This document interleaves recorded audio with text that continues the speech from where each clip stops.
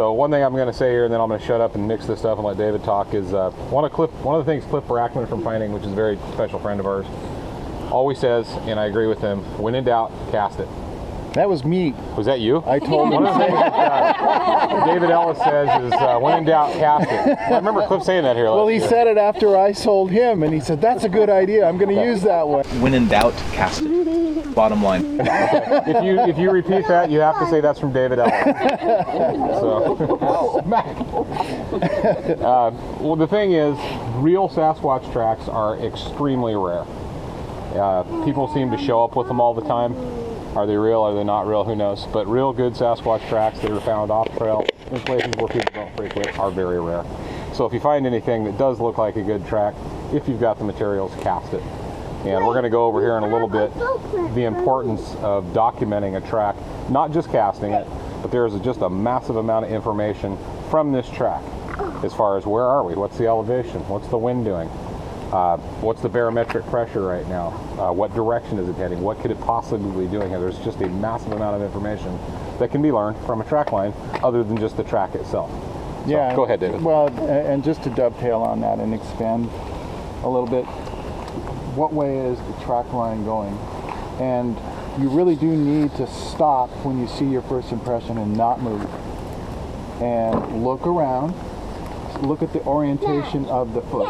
Because you probably have seen toes in it, and you're going, okay, it's going that direction, and from where you're standing, look to see if there's anything in that direction. And if you can't see something, you may want to get down a little bit and change your angle of perspective. But something should reveal if it's a real trackway, or maybe that's the last one, you look back this way. But you try to find that next step. And once you find that step, if you're carrying a walking stick, or find a stick, and let's say the next track is here, what you do is you go from the heel to heel, or you go from toe to toe, and in this case I'm going to go say that this is the heel, and I've got this as my marking distance for the next step. So when I find that, you want to go this way and look for the next step. And then you find your track line and identify that, because that's really important. I carry flags with me, landscaping flags. That's something easy to pack. I flag, and I put a flag at the base of each heel, just on the outside, not in the impression, but just outside the impression. And once you get your flag, you can really see the trackway. Sometimes so straight line it almost looks like an animal jumping, and you really got to kind of be up on that to figure out if that's what you're seeing. Because a coyote running through the snow or a deer bounding can also look like a Sasquatch track line. So to Derek's point, just because it's in line doesn't necessarily mean in the certain mediums that it is a Bigfoot. But when you see the shape of a foot and toes and an inline process, pretty much the only way that could be human is if they're running. Because when we run, we kind of put one foot in front of the other too. So you look for evidence of that. And if it's a fairly flat foot, and really no toe off, because that's when we run, we really put our pressure on the ball of our foot and just toe off. Whereas you may see the mid-tarsal break.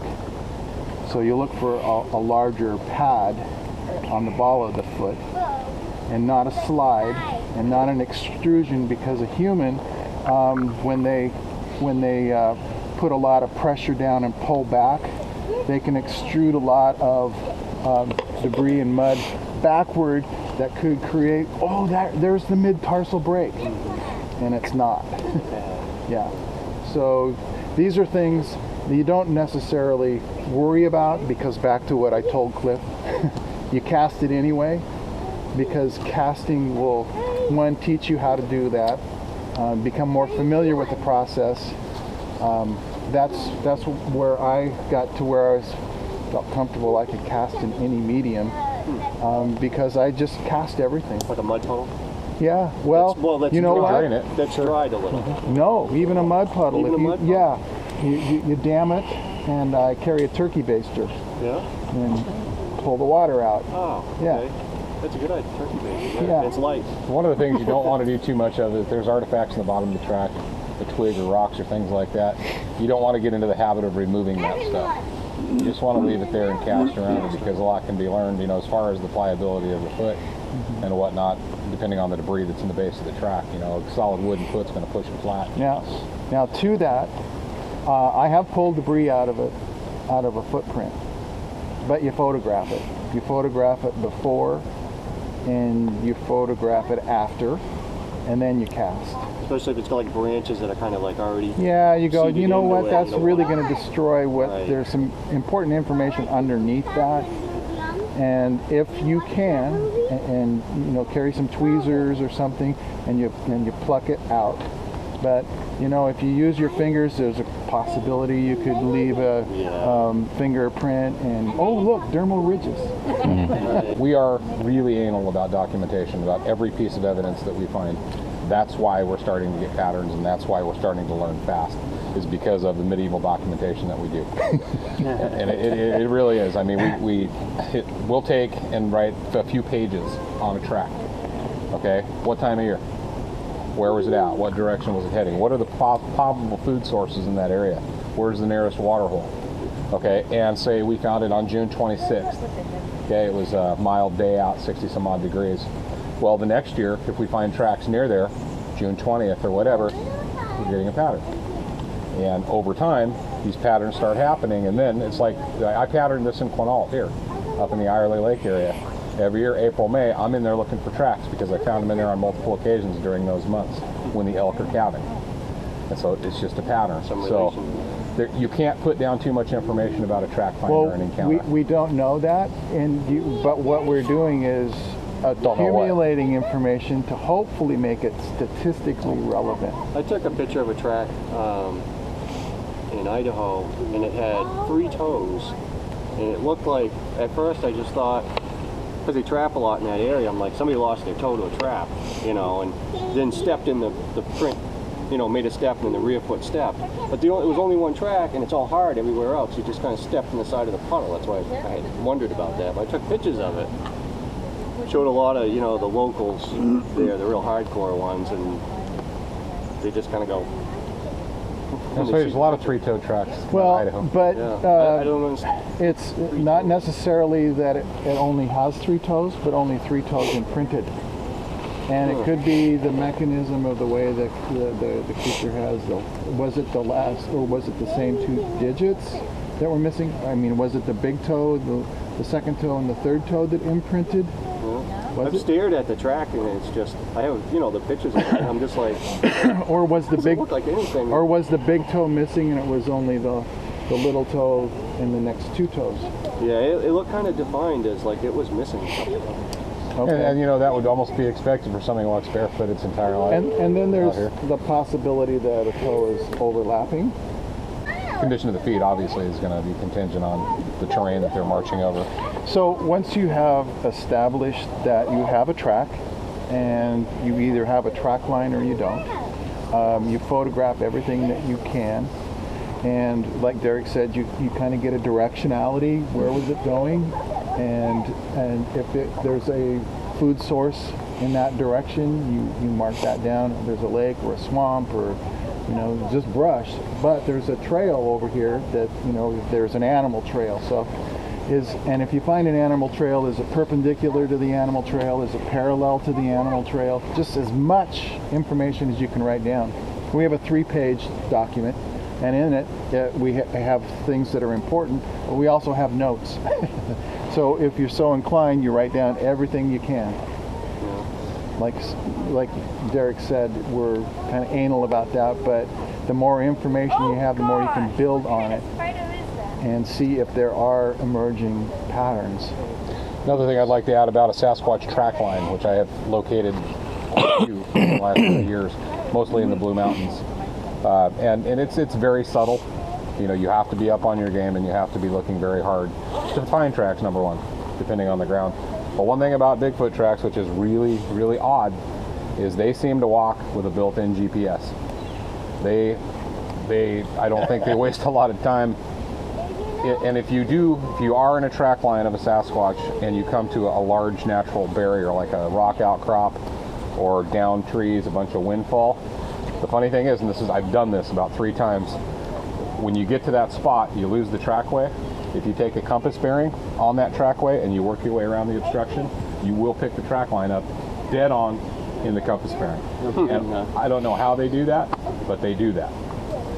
And it's absolutely crazy. And one thing that David touched on, I'd like to elaborate on just a little bit. When you see a track, you're all excited. It's like, oh my God, I found a Bigfoot track. Well, there could be a whole bunch more behind you, in front of you.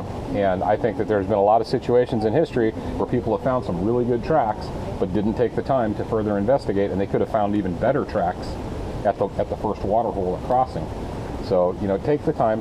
And that one of the things we teach on our expeditions is the importance of being prepared to be in the wilderness. You have to be prepared to be out there. So when you do find a track, you'll have the time and the capability and the wits about you to be able to go spend more time. So, and that all ties into just being prepared when you're out there. Okay, so the next thing that I do once I've got the pre-casting documentation done, the next thing I do is to start the casting process is look at what I've got. And it's very difficult to see from here. We want to move in closer to take a kind of a look at what we've got. But the ambient light right now is very diffuse. And so there's not much shadowing going on. You really can't see the detail. So what I would do is, in this particular circumstance, I may photograph this without any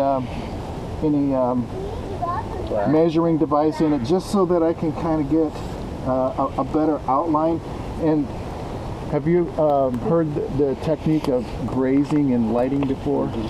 Okay, that's the process of changing your angle. Instead of being right over it, and when your flash happens, it washes all the detail out.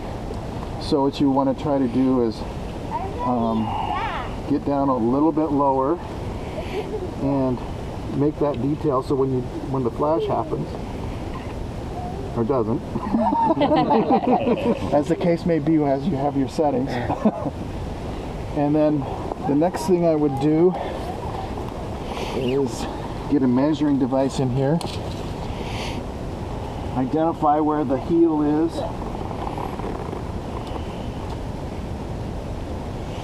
and so now I've got where the heel is and where the toe is.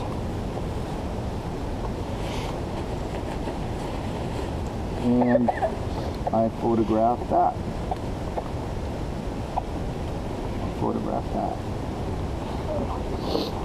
And then I will come back and change the angle, photograph it from this angle here, from behind. And I may go around, all the way around in a circle on each one. Yes? Just something that I was going to mention, that when I was in search and rescue, one of the things they taught us too about, you know, looking for tracks, is something that was really helpful, even if it's a little bit overcast or whatever, was taking our flashlight and shining it down, and you would see shadows from a print, and that was really amazing. If you want to go to, some guy got real clever, took a 5-gallon bucket, drilled a hole at the bottom, and and your print has to be small enough to go. That wouldn't work. You could use a Tupperware container. Well, you can. There are some trash cans elongated that you could use that could fit over that, but he put a light in there, and it's that grazing. Right. The important thing is you want to obviously show people that you saw a footprint, and if you just stand over it like this and take a picture and you hand it to somebody, they go, well, that's a nice shot of the ground. Yeah. Yeah. It's just amazing how well they don't show up. Yeah. Even good tracks. Yeah. Yeah. So I'm ready if you want to mix, Derek. And you know, tracks everybody looks for this. This is the gold standard, to have something that's discernible toes, very, very noticeable outline and things like that. But a lot of your Sasquatch tracks, a lot of your other tracks are in different types of ground, so it does help a lot to, if you're going to get out and you're going to actively track, to brush up on a tracking course, just an overall tracking course, because if you're tracking through the moss or the ferns or this, that, or the other thing, tracks can be very, very, very subtle. You have to look for broken twigs. You have to look, there's just a variety of things that we could spend an hour talking about. But again, being prepared. If you're going to go look for tracks, brush up and get as much tracking information as you possibly can. And it's also important to study up on other animals. Just like we study up on other animal sounds so we can compare.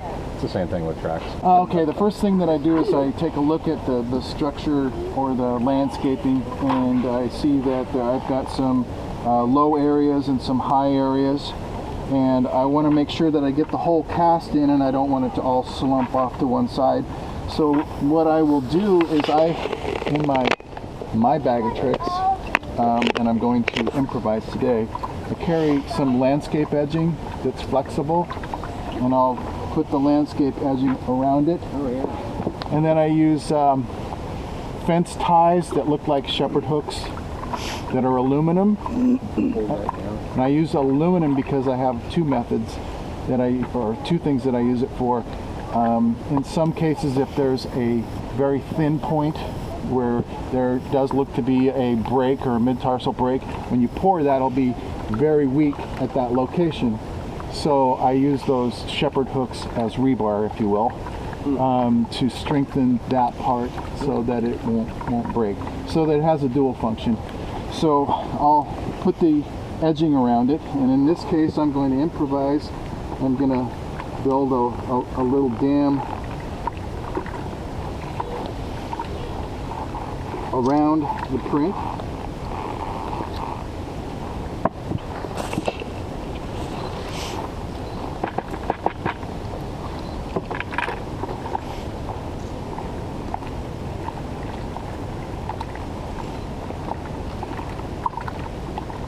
How does the plaster Paris not cause the print to... Well, you just don't pour it in from above. David's going to show you here. Now, this is not what we generally use. Okay, hydrocal is what we normally use, and it's usually like a concrete supply or a building supply place. Sometimes they have to special order it. It's almost like a dental plaster. It dries incredibly hard. It's more durable when you go to clean it. The problem with hydrocal is it is not forgiving, and you have about a 15 to 35 second window when it reaches maturity before you have to use it. Otherwise, you have a ruined bucket. Just like hot dog. Now, to that end, it is very sensitive to air temperature and water temperature. What do you think? Just touch it. Thicker? Yeah, a little thicker. When I go out, I pre-measure everything, so I know consistently how much water and how much hydrocal. That way, there's no guessing. Is it too thin? Is it too thick? I'm of the opinion, for me anyway, that I don't like the thinking process during that. So just pre-measure, you're ready, you just pour the ingredients, stir, and pour at the proper moment. And for me, if you want to catch dermal ridges, I use the analogy of Swedish pancakes. For those that have made Swedish pancakes, in other words, the set is a little thin because you want to be able to catch the micro details that might possibly be there, depending upon the medium, of course. Now, if you're on a little bit of a slope, I would say you want to pour pretty thick because you don't want it to all slump towards the direction of the slope. And that's if you don't have the ability to dam, or if your dam would be just too high on one end and all that material is going to build up and you've got this great big wedge down there. Yes? You're talking about consistency of the fluid? Consistency of the mix. That's pancakes, or Swedish pancakes. Yeah, Swedish pancakes, if you want to catch dermal ridges, if you see that, if your medium has got clay, the clay catches just all the detail. So if you have a clay subset, or substrate rather, then that's when that's the perfect situation scenario. This is not perfect, but if you see a footprint, you want to cast it. Somebody said that. Was it you? I don't know. Cliff. Could have been David. Folks that have never done it before, maybe go out in your yard or your backyard, a neighbor's yard, and do some Absolutely. playing around with it. Stuff's not too expensive to play around with. And That's how I learned. Probably isn't going to pack repair it regularly on all our, I'm not, on all our hikes. Right. And I've stashed it in places. I have it in the van, you know, so it's a thing if I find a track, And go back to it. But you know, it happened to us in the Coast Range of BC this summer, 12 kilometers in. No one wanted to go back and back again, and so it didn't happen. I would have, if I would have been there with you, I would have been on it. Yeah, and I would have. This was actually another group, you know, and that's how we ended up carrying it in the next time. Sure. But by that time, it didn't damage. Anyway, it was some guys I'm working with there.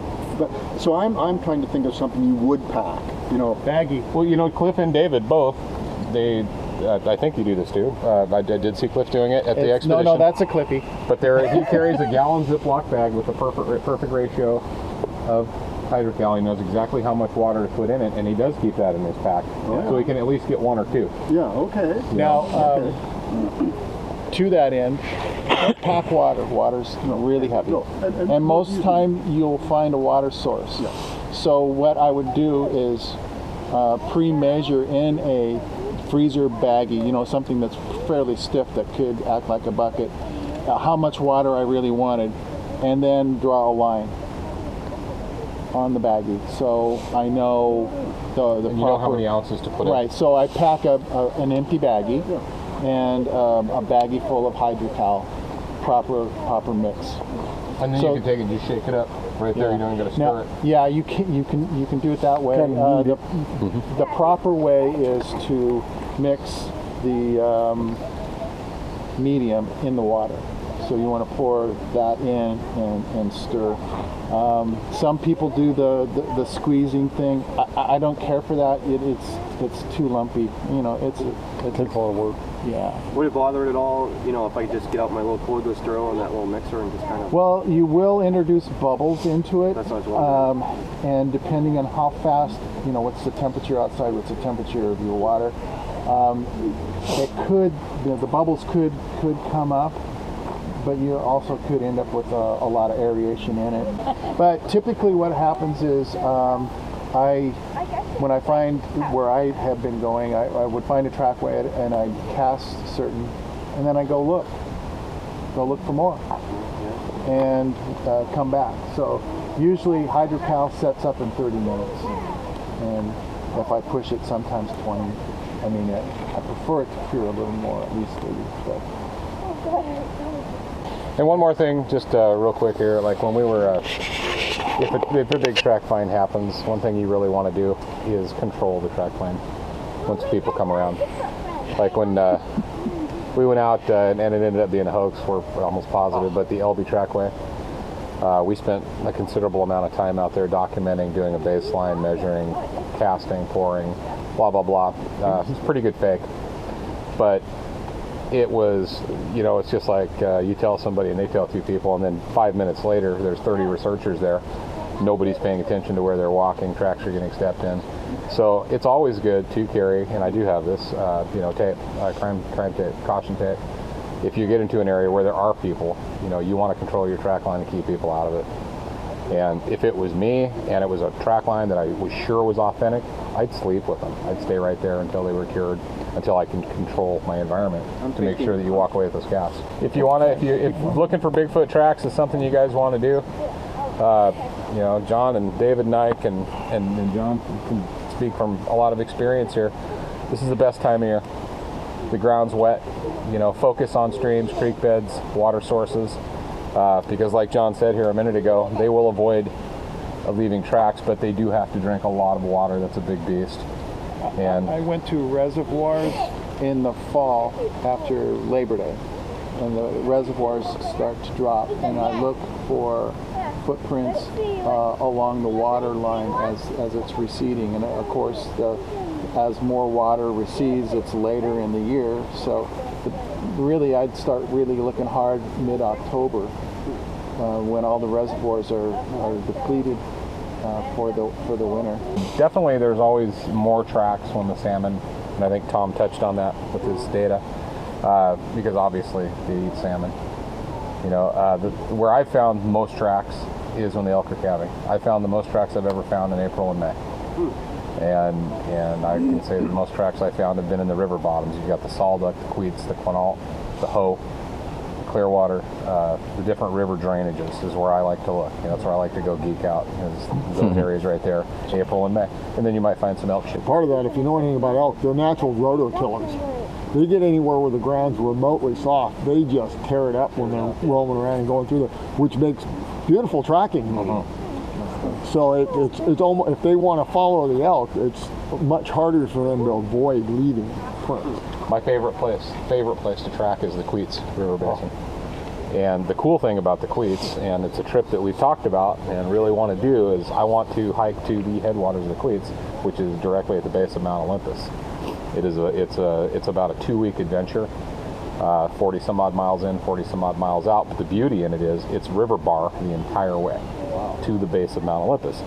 And just as far as I've been up the Queets River, I'm sure you've tracked on the Queets River, like John said, they rototill, and you're walking, and it takes forever because you're in the best track environment that you can even imagine. And you're just tiptoeing, and it's like, you're waiting to see that track line.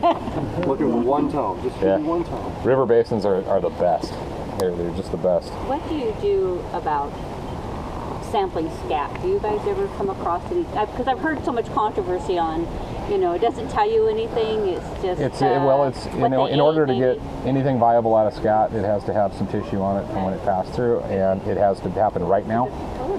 And it's so you guys don't even probably bother with I don't personally.